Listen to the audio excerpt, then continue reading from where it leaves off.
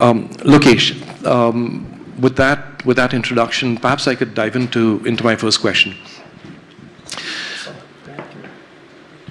So you can't pick up the newspapers in India right now without headlines talking about how FIIs have been pulling money out of India, how FDI in India has been drying up. And against that backdrop, what I was really interested by was the comments at Davos by your chief minister when he pointed out that almost 25% of inward investment into India is being directed towards projects in Andhra Pradesh. So how do you explain that? Thank you, first off, for having me. Really appreciate it. Andhra, as all of you know, has gone through its own evolutionary process. We are now a new state. This is the fourth time around that we are building a capital city. We've had a bad phase between 19 and 24, but three distinct reasons why Andhra Pradesh post-24 is again able to position itself on the world map. One is our chief minister. The first point is because Mr. Naidu is known for building cities, Mr. Naidu is known for building new ecosystems, and now he's doing it all over again in Andhra Pradesh. So he's a leader with a proven track record. Two is speed of doing business. So let's talk about what we've done for Google. Right, the entire data center ecosystem that we are now building up in Visakhapatnam, the pace at which that we are able to do is unheard of, where various other countries are actually envious about. Let's talk about the ArcelorMittal project that we have now, that we've grounded in Andhra Pradesh in about 17 months? Even getting the environmental clearance, land, R&R closed, 3,000 acres given to them. It's going to be one of India's largest FDI investment in green steel. So speed, I can't emphasize the importance of speed, and that's again what sets us apart from other states. Third is what I call a double engine bullet train sarkar. So while in India you have a lot of states which call about double engine train sarkar, I believe that Andhra Pradesh is the only state that has two, one of course our Prime Minister Narendra Modi ji and of course Mr. Naidu ji together, who are able to drive agenda positively and able to ground investments positively. And that's something that's very unique to us. So we have the wherewithal to also positively move the needle in terms of policy. So to get the data center investment to India, we had to change things like permanent establishment, the regulations around it, the taxation around it. We got it done. So these are three distinct reasons why Andhra Pradesh is able to move the needle and make some meaningful impact in the space of FDIs. So thank you for that. And there's a lot to dig into over there because it's not as easy as just, I guess, saying speed just when you're actually practically implementing it. But let's talk about the Google situation a little bit. Can you give us a little bit of color, background to it, how it came about, and what it is that you'll achieve with Google in the state? So everything starts with a WhatsApp message in Andhra Pradesh. So Google is no different. So as soon as the government, we got elected back, it was very important that we take a position in AI, and AI is powered by data centers. So our entire belief is that every industrial revolution has created more jobs than it has replaced, but in geographies that were ready for it. And AI is here. It is going to change the way we're going to communicate, the way we're going to work. And I believe that the state has to embrace it. Otherwise, you're going to be replaced. As simple as that. So when Mr. Naidu was very clear, we'll take a position in it, and close to about, I think our policy talks about 6.5 gigawatts of data center position. There are usual suspects, and one of it was Google. And from our first conversation with, now I can openly say with Vikas, who's the head of infra, to actually breaking ground was about 13 months. And we worked with them. We worked with them on the policy, we worked with them on the cable landing station, we worked with them on identifying land. And we also worked with trying to educate the locals. I'm not saying I've done it all, but we're in the process. The importance and the strategic importance of actually having a data center in India and more so in Andhra Pradesh on the eastern seaboard, given the geopolitical situation that we're going through, is very important. Now, how do I look at it as a data center in terms of driving my economy and job creation? One, geopolitically it works. It's important, strategically important. Sovereign cloud is critical. Having cable landing stations in Vishakhapatnam plays a very important role in building the larger AI and IT ecosystem. 3, for me, it's not just about the data centers, but it's all about the entire ancillary ecosystem that we're going to build. It could be the power electronics, the air conditioning, the whole 9 yards. So I'm working with Google and few other partners who are looking at investing now in Andhra Pradesh to building the entire ecosystem. So I want to capture the entire value and all the jobs that can be created in the ecosystem. So that's a really interesting point you're bringing up, because I think that large companies have a little bit of an advantage. If you're Google or if you're some other big name, you're able to get heard in terms of what your needs are. But sometimes smaller companies don't have that. So how are you dealing with the regulatory cholesterol that we have quite often in India to make sure that the not Googles of the world have that same speed and that same time to market and breaking ground and are able to complete that ecosystem for you? I think that's a very, very valid question. For us, it's about how do we simplify the entire process? 2, how do we deliver on speed and provide an environment of a stable regulatory framework? So these are the 3 S's that I follow. So as you rightly said, as important as the Googles of the world are, the SMEs are more important because they create the maximum number of jobs and impact at the field level. So under the leadership of our SME minister, we are now looking at deemed permissions. So you can start your business, 3 years to get all your permissions. And how can we make it all online? The Jan Vishwas bill enables us to do a lot of magic in that. So we did a lot of deregulation of, Nala taxation and so on and so forth. So we've done a lot of work in demystifying, as you said, the regulatory cholesterol. And that's something that I believe we just started off. So honestly, I don't have all the answers. But the intent is very clear and the state is taking the right steps in that direction. And of course, technology is here and we can use technology a lot more better in terms of delivering that. So these 3 S's, I believe, can really deliver to that entrepreneur who's going to create 10 jobs, 50 jobs, 100 jobs. For me, that's very, very important. So talk to me a little bit about how you go about this business of bringing stakeholders along. So you said in the case of Google, you convinced stakeholders that this was in the best interests of the state and they came along. So how are you doing that in other areas? What are the efforts that are being made? See, the most important thing we all need to understand is that any individual will have an emotional attachment with the land that they currently own. So as a state, when I want to bring in a large project and it's that farmer's land or that individual's land that I will require, we need to have a very open conversation in terms of the benefits, one, of the project, 2, the kind of ecosystem we're going to build, the benefits that their family will get in terms of job creation. 3rd is fair compensation to the land and a very transparent model. What Andhra has done under the leadership of Mr. Naidu since 1995, if I may, is to showcase this. So people trust. If there's no trust, then you're not going to succeed. And Mr. Naidu has consistently done this very well. So if you look at ArcelorMittal project, it's 3,000 acres, 660 families. That once we delivered on our promise, they said, we are ready. And they moved. No issues whatsoever. Greenfield Steel City Agreement. Because people know that it is ArcelorMittal, it's going to happen. It's not hoarding of land. So I think giving that sense of confidence to your electorate is going to be very, very critical. Coming to data center, I think it's very prevalent to have this conversation because they're completely 2 extreme views. Is data center good? Well, let me rephrase. There's an extreme view that data center is bad and there's an extreme view that data center is good. So it's important to have conversations with people who believe that data centers are not good.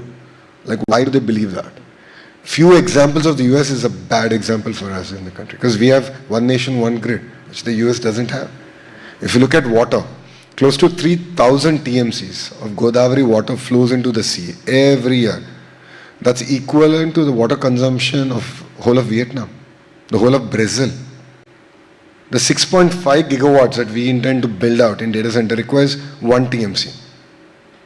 So in comparison, a 1 gigawatt thermal plant consumes 7 times more water then 1 gigawatt data center. So all of us are talking about the data center, but no one's talking about the thermal plant. Like just to put things in context, right?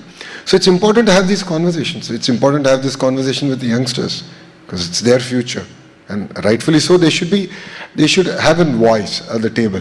So we are engaging with them. So my member of parliament, who represents that parliament where all the data centers are coming up in Visakhapatnam, is meeting with all these youngsters. He's having an open conversation with them to understand what's their fears. And then how can we sort of learn from it, and if there's any zoning or anything that needs to be further fine-tuned, we're willing to do that. But it's important to bring all of them across the table and give them a voice. Thank you for that. So I actually want to switch gears, but it's linked to some of the things you've said, right? Again, you can't pick up a newspaper without people worrying about an AI, new dawn, apocalypse, productivity, engine, whatever, however you want to characterize it, right? And you've said that you think that this is going to lead to productivity gains and create more jobs than it destroys. Just elaborate on that a little bit for us and how you're thinking about that. Because it's pertinent to the overall India question, right? Absolutely. No, it's more important for India because we were the beneficiaries of the entire IT revolution, right? And definitely certain jobs will get replaced, no second thoughts about it. So let me give you a few examples of how we've approached it. Now, politically, as a political party, we are one of the most digitized political party. If not one, I'll be number 2 in India. We have phenomenal data sets. So we've started deploying AI in our own library. We have a digital library now. So if I want to come do a press meet or I want to do this fireside chat, I'm using AI as a guide and saying, okay, what are my policies so that I can have a refresher. So what does that mean? My knowledge center, my members of my team should upgrade their skills, focus more on research than simple press releases. That's one simple way of looking at things. Second is sort of revamping our entire curriculum and tuning it for the next generation technologies. It could be AI, it could be machine learning, it could be quantum technologies. That's very, very important. And I believe that my chief minister had that vision, and that's why he gave me both education and IT. He said, no, marry both together and create youth that are actually ready to not only sort of seek jobs, but actually end up creating jobs. So this is the kind of work that we need to build and the kind of ecosystem that we need to build as a nation. Okay. Thank you. I'm going to switch gears and move to another topic, center state. So, when we have conversations with policymakers at the center, sometimes they'll say to us, look, one of the issues over here is that the reach of the center only goes so far, just by definition, just in terms of how India is structured. And then the states need to take over. You've talked about the relationship between your chief minister and Prime Minister Modi and how they're working together. Elaborate a little bit about what you think the relationship should be like, and how is Andhra different from other states in India? See, if you look at it, the policy framework gets set in Delhi, but execution happens in Gully. In the streets of India is where execution happens. And that's the subjects of the state, that's the subjects of the chief minister and the ministers under him, his team. Government of India, in all intent, is creating vibrant policies to execute. But then states have to own up to it. Some states are doing a better job than other states. Now, Andhra Pradesh, under the leadership of my chief minister, is doing an amazing job. So if you look at AMCA project, which is the 5th generation fighter jet, India's attempt at a stealth fighter jet, which is now getting tendered out. We got to know about this project way back in 2025, March. I met Raksha Mantri ji, I gave a letter and he looked at me saying, how do you know about the project? I laughed. And then he understood. And after that, we just followed it up. And once he called to inform my Honorable CM saying that, yes, we are ready. And is Andhra ready? In 36 days, 600 acres was pooled in Puttaparthi, where we have an airport, an airstrip rather. And it was delivered to Government of India free of cost for the AMCA project. Now, that is the speed that Government of India is looking for. So when I hear stories that, Government of India is favoring this state over that state, it's absolutely false. Government of India is favoring states that are moving against states that are unable to deliver at the pace at which other states are delivering. Because end of the day, they also have X amount of time, 24 hours. So they're like, okay, Andhra kaam ho jayega. Or any other state, things get done. So let's work with them. So that's the pace at which we need to now work. And it's not just about investments, right? That's the other point. Government of India is actually looking for people who push back on policy. So as one of the important partners of NDA, we give open feedback on policies. Closed door, of course, but we give feedback. And I must state this, that they are receptive, they're willing to hear us out. And in quite a few areas, they're willing to even change the policy, amend the policy. So that's the biggest blessing that we have today. Thank you. That's helpful. Reforms. So, going back to the responsiveness of the government over the since I think Diwali last year, we've seen cumulatively the biggest wave of reform since 1991, right? Whether it was in labor, nuclear, GST, the list goes on. We've also seen a number of trade deals that have been pushed through. And the government has got 23 priority areas of the economy that the intention is to focus on going forward. When you look at your priority list in Andhra, what are your priorities for reform? What's necessary? So I'll reform any law, I'll change any law, I'll reform any process that will create jobs, and more jobs. That is the single priority of the Andhra Pradesh government. AI is here, robotics is here, advanced manufacturing is here, dark factories are here, it's reality. But there are enough sectors that are going to create jobs. So for me, as I said, the 3S is going to be very, very critical for me as a state to deliver. If I want to create, 20 lakh jobs, I always get confused between lakh and million. So 20 lakh jobs. 5 years, 20 lakh jobs is our single priority. And I believe that is the most important thing, and that's also the priority of the Honorable Prime Minister, is creating jobs. And reforms in that direction is going to be very, very critical. So again, linked to the job creation, perhaps it's a linkages from there to manufacturing.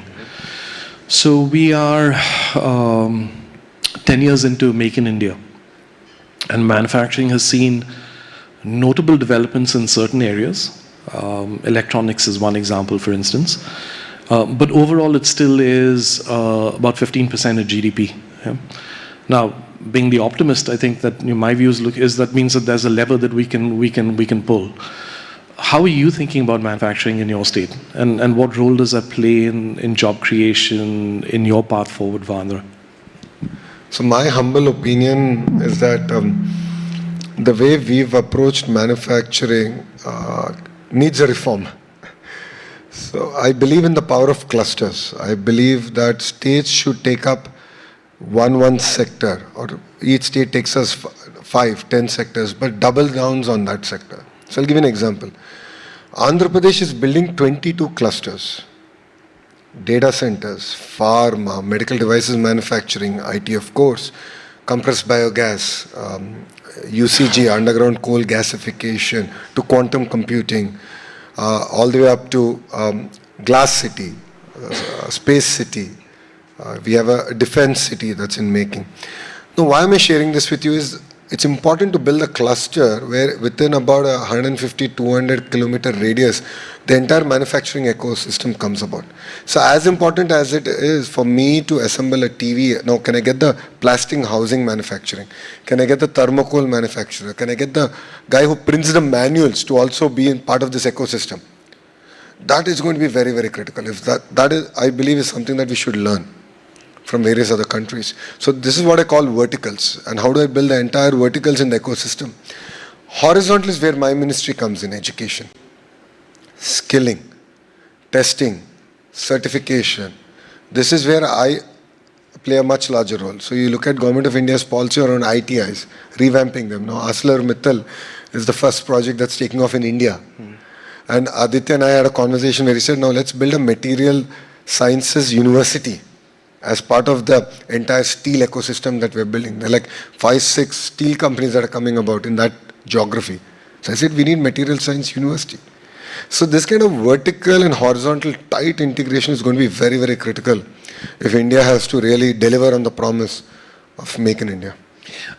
How did you choose those verticals for Andhra? What was the thought process? One is intent of my CM.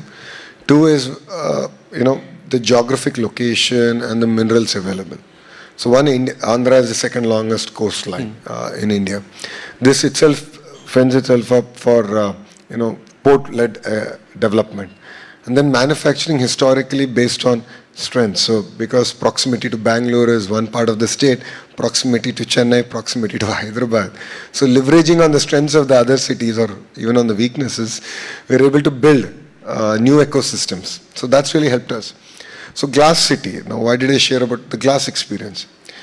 Globally, it's proven that as per capita income goes up, so does per capita consumption of glass. It could be facades or so on and so forth. And there's no real glass ecosystem. We have silicon already available, which is one of the main ingredients of glass. So I started headhunting the companies that can come and build the entire glass ecosystem going on. Space, because we have Sriharikota, which is a launch pad for India, it naturally fends itself for space. So pharma, we already had an ecosystem in northern Andhra. We said, let's double down on it. Steel, because Vishaka steel plant already is there. I said, let's double down on building a larger steel ecosystem. So this is how we've gone about building it and sort of looked at decentralized development. We're not looking at building just one city, but actually 3 economic regions, which will deliver on our promise. Actually, can you, I was going to come to Amaravati, would you mind talking to us a little bit about how you think about this and how this fits in with the ambitions of the state? So for all of you here, Mr. Naidu, he's built Cyberabad. So he is a big believer of leveraging the ecosystem of existing cities while he builds a greenfield city. Cyberabad was more a brownfield city in greater sense, but this time around he's going about building an entire greenfield city. 33,000 acres in phase 1 has been pooled from farmers. Huge investments going in terms of building the entire social ecosystem and so on and so forth. We're doing education, hospitality, hospitals, the entire government ecosystem, quantum computing, life sciences, all coming in this new city. And this is, I believe, India's latest attempt in building a world-class city. And we are actually implementing technologies like district cooling, where how power is a service. All of us we don't have gas generators at home to generate power. We use it from the grid. In similar fashion, we are going to do cooling as a service. So we're using latest technologies to deliver on this. So it is our attempt to showcase to the world that it's not different parts of the world that can build a new city, but India can actually do it. Of course, we've gone through our own sets of challenges with change of government in 19. The project was slowed down, but we are back in full blown. And the government core will be delivered by 2028 and will be dedicated to the nation. WIT is already there, SRM is already there. BITS is building their quantum campus in Amaravati. So it will be operational in 18 months. So that's the kind of work that's actually happening. I want to go back to your mandate on education. Culture of innovation in India. Now, I refuse for a nanosecond to believe that Indians are not capable of being innovative. We know that we are. We demonstrate that in other parts of the world.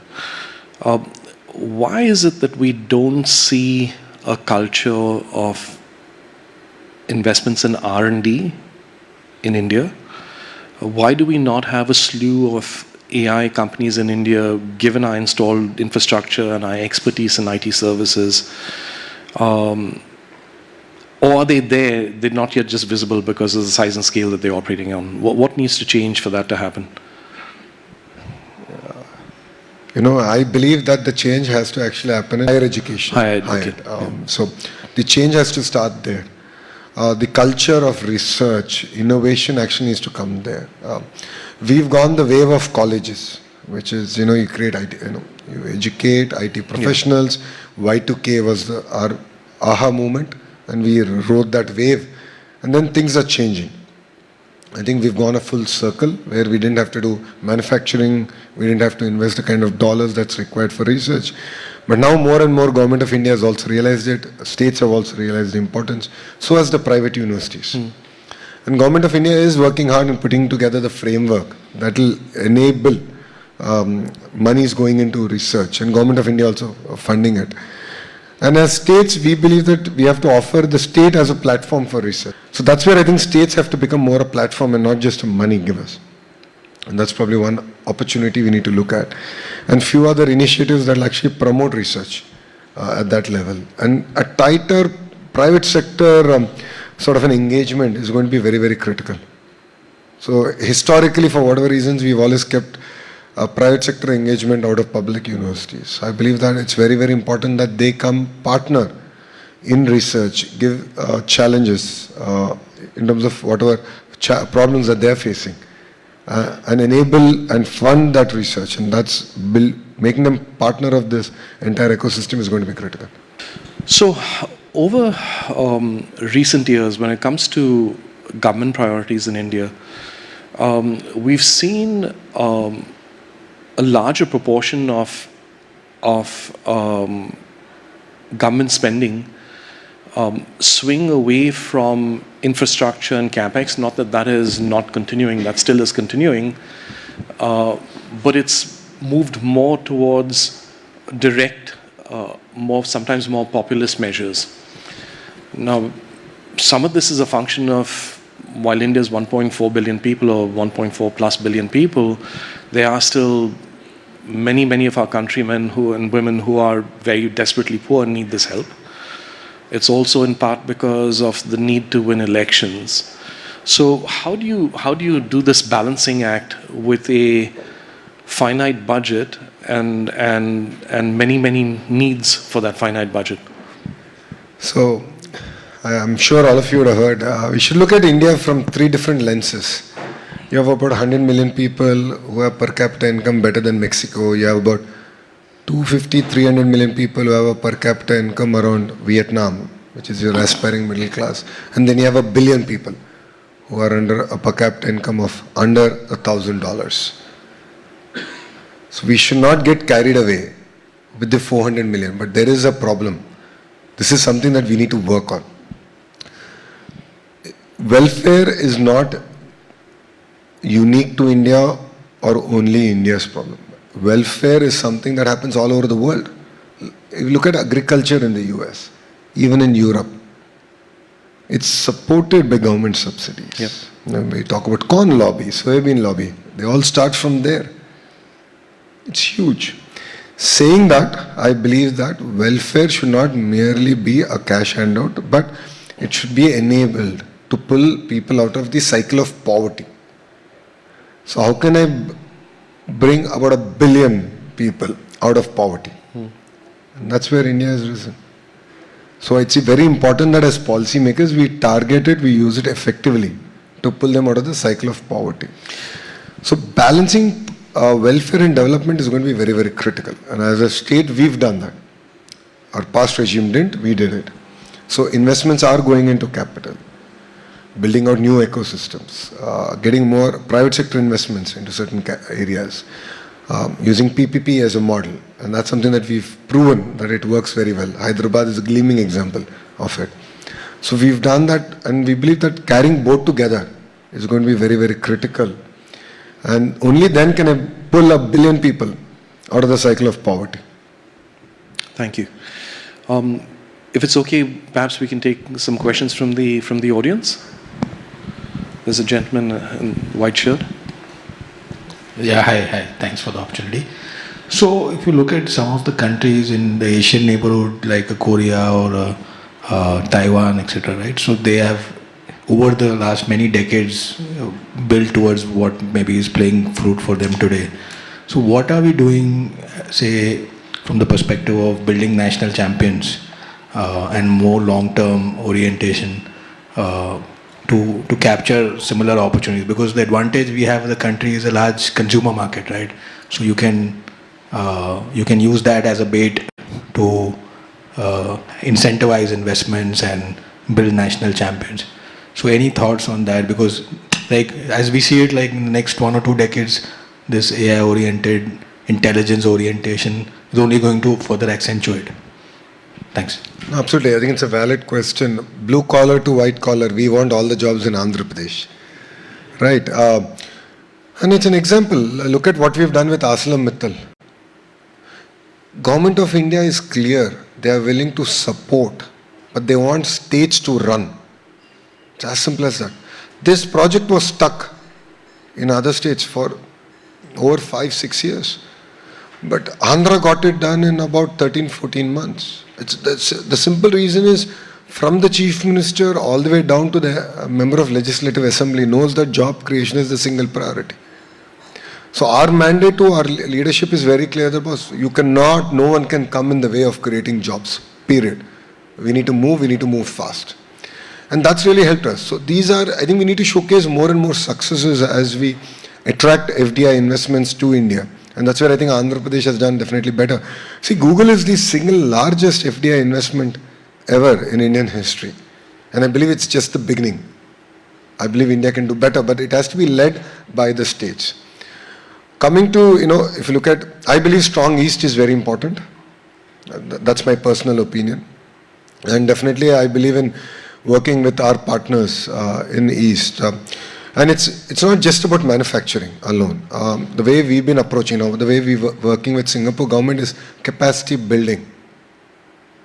All of us underestimate the importance of capacity building in government. So our ministers actually went for a week-long capacity building program to Singapore. I think 6-7 ministers went, and they were all cribbing that if they studied so hard in college, they would all be IAS officers. They are very good ministers. But, it was 8 to 8. They learned so much. Now they've come back and they're pioneering projects. So it is a very important need for us to build capacity. And so we can learn manufacturing from one country, a few countries. We can learn heavy manufacturing from Korea. We can learn, specialty manufacturing from Taiwan. We can learn governance, capacity building from Singapore. So I think each country has strengths, and as a nation, I think we just need to be open. We got a lot of criticism for sending ministers to Singapore. They said it's a vacation. It was anything but. But that's not going to stop us. So it showed us that we need to inform our citizens better. So we are not afraid of criticism. We'll take it. It showed us that we need to explain to our citizens that they've not gone there on vacation, they've not gone there for shopping, but they went there to learn. And whatever they've learned, they're actually now implementing once they've come back home. So it's important to do this. So I think we have a lot to learn from each country, and in a very different way. Anything that is a constraint at a country level when it comes to the ideas that you guys have, or when it comes to, when people look at India first and Andhra as a part of India. So is there any major constraint that comes to mind?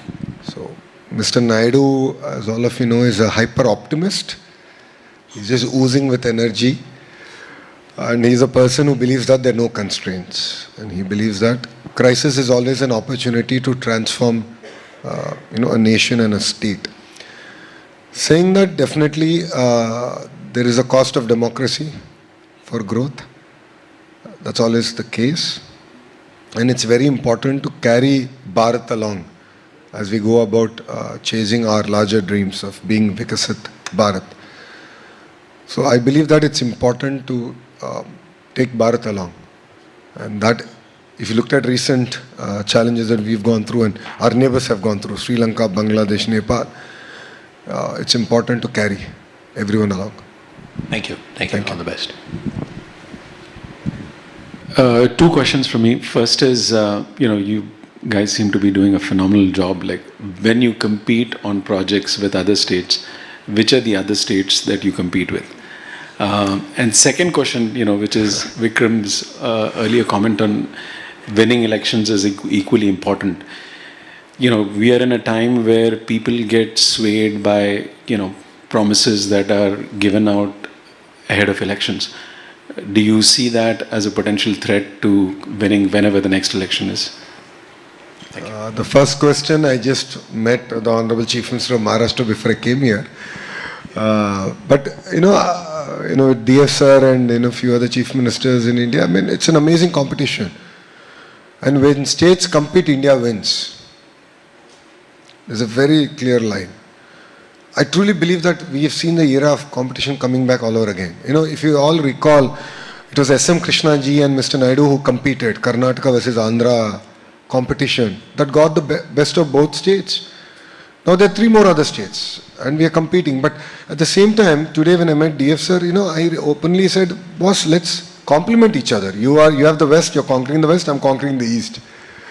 Let's learn from each other. So, we exchange ideas on how to use renewable energy for agriculture, the horticulture mission, because it's important not to forget Bharat. And we are still an agrarian country and more so an agrarian state in Andhra. We said, let's learn from each other on horticulture. I don't want to grow the commodities you're growing. I can do better, different, not better, but different. And what's the processing that you're doing? What can I learn? So that's where I see a lot more synergy that can come in. But competition is good. If you look at our neighboring countries where states have competed or provinces have competed, they've done exceptionally well.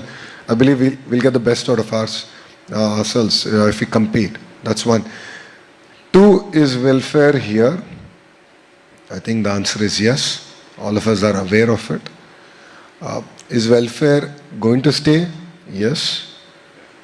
But I believe that we need to transform it. As I said, it should be used as a tool to pull people out of the cycle of poverty. That is going to be very, very critical. So our Chief Minister has come up with this new project called P4. It's, all of you know P3. Now he's saying private people public partnership. So how can 1% of the society handhold people? And it's not about giving money out. So that's one thing. He's saying you nurture people, understand their aspirations, expose them to the world. The biggest challenge is exposure. Can you do that? Pull them out of that cycle of poverty.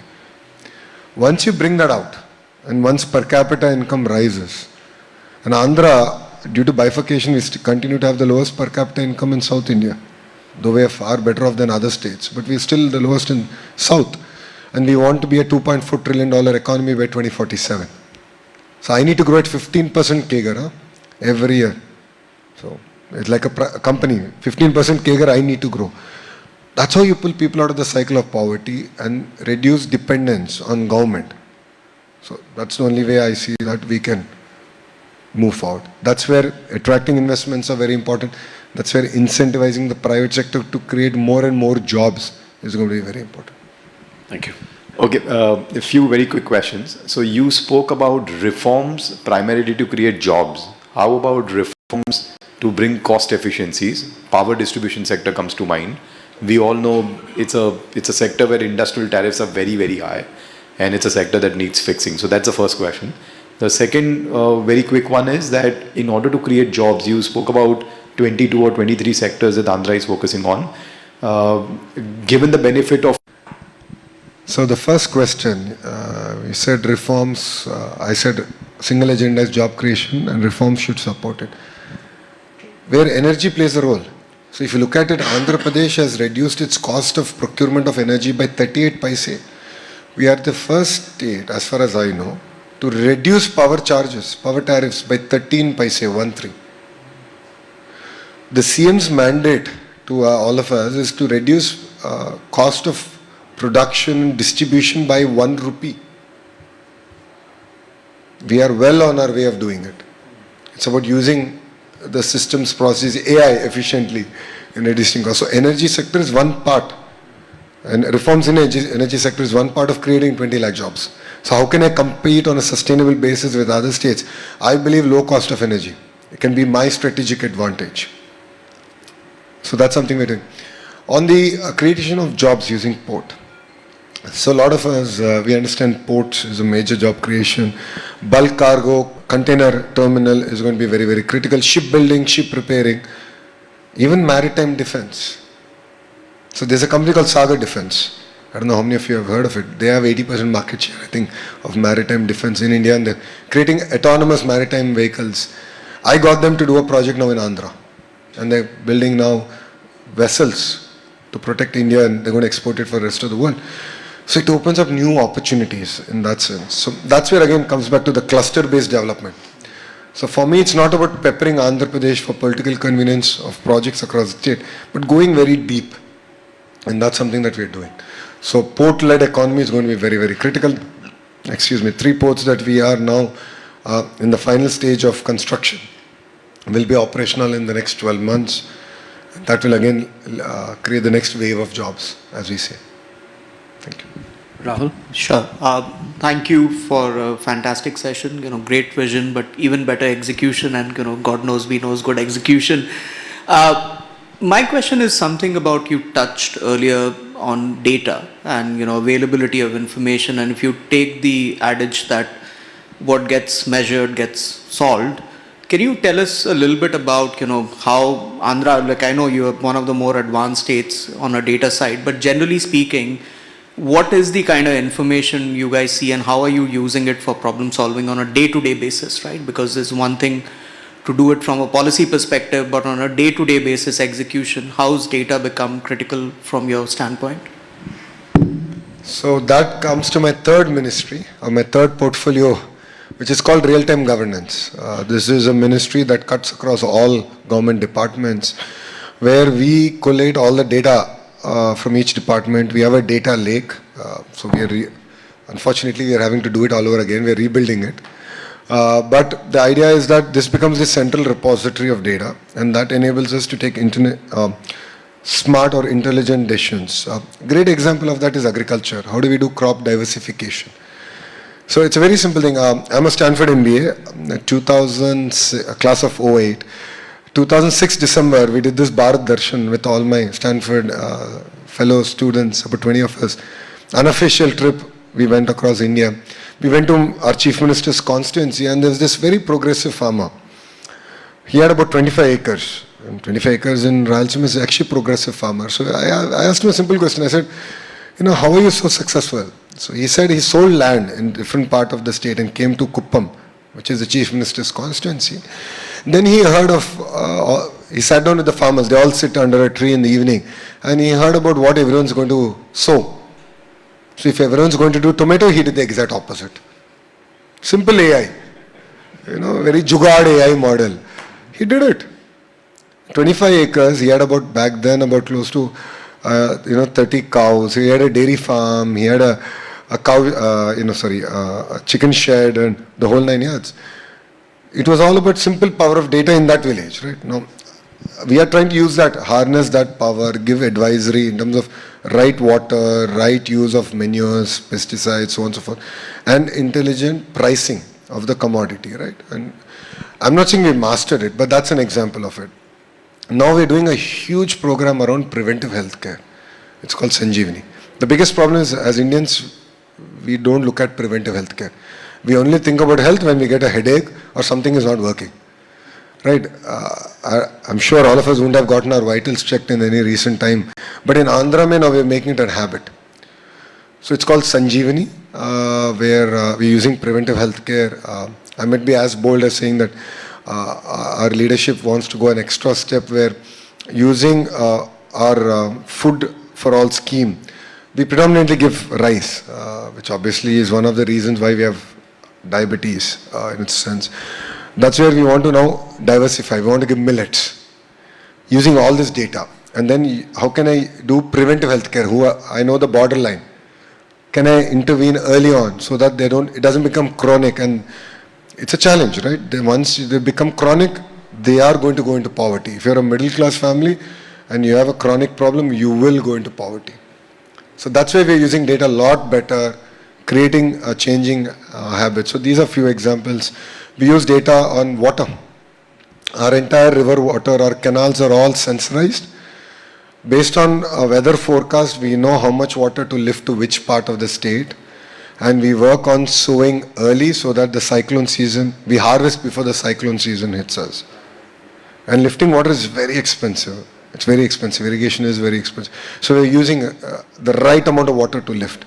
So these are the interesting projects we're doing and using data effectively.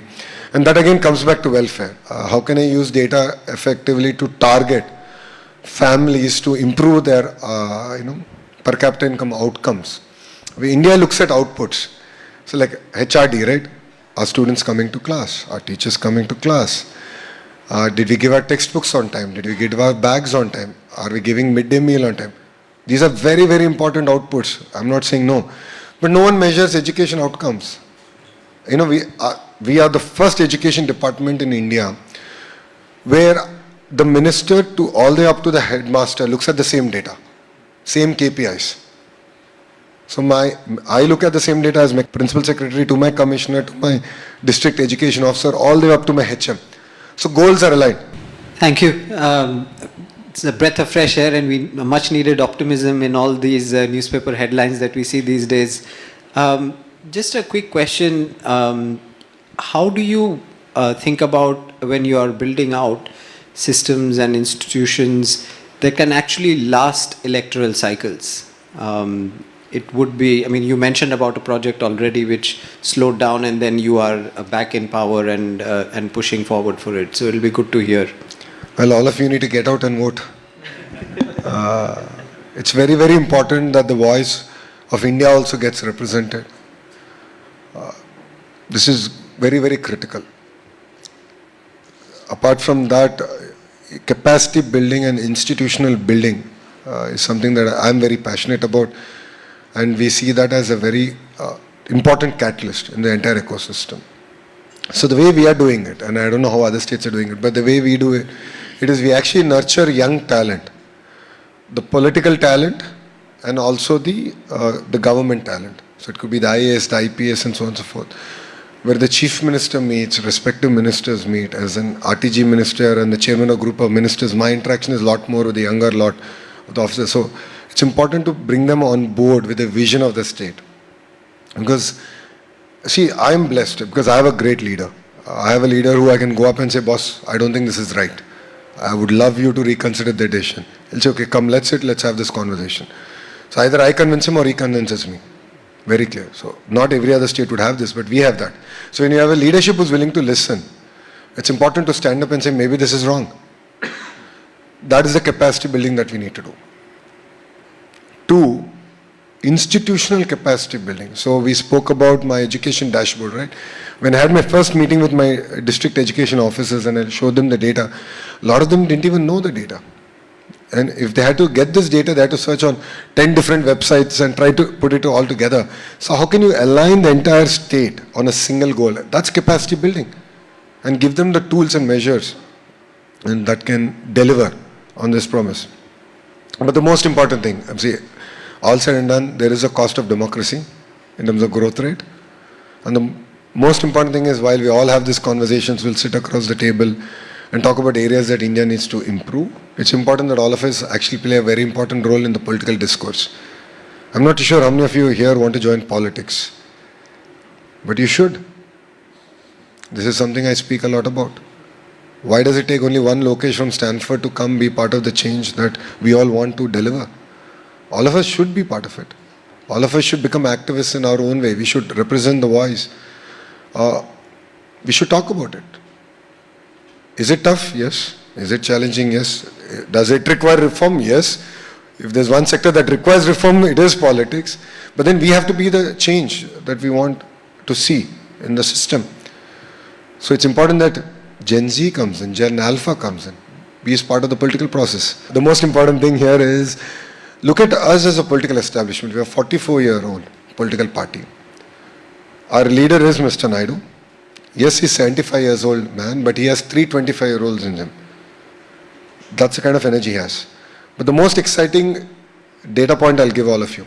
50% of our legislatures are first-timers. 50%. 17 out of 25 ministers are first-timers. So I am actually one of the senior ministers in Mr. Naidu's cabinet. It's not my grey beard, it's actually my second term. Now imagine the raw passion, energy that we bring in. If you're hearing about Andhra in the last 2 years that you didn't in the last preceding 5 years, it's because we bring that energy. We had an Anganwadi teacher who's become an MLA. We have a teacher who's now our home minister. She's our home minister, she was a teacher. So we have an NRI who's come back, joined politics, who has no political lineage in the background, who's now our MSME minister and minister in charge for NRI affairs. So there are opportunities. So it's important that you represent that voice also. So do join politics. We need educated, well-intentioned Indians to really drive the nation forward. And I see a lot of youngsters in the audience. It is your future as much as it is our future together. And you should be that change. And you can be the catalyst of that change. Lokesh, I want to thank you on behalf of the audience and our clients for spending this time with us. And we wish you all the very best of luck in Andhra. All right, sir. Thank you very much. Jai Hind.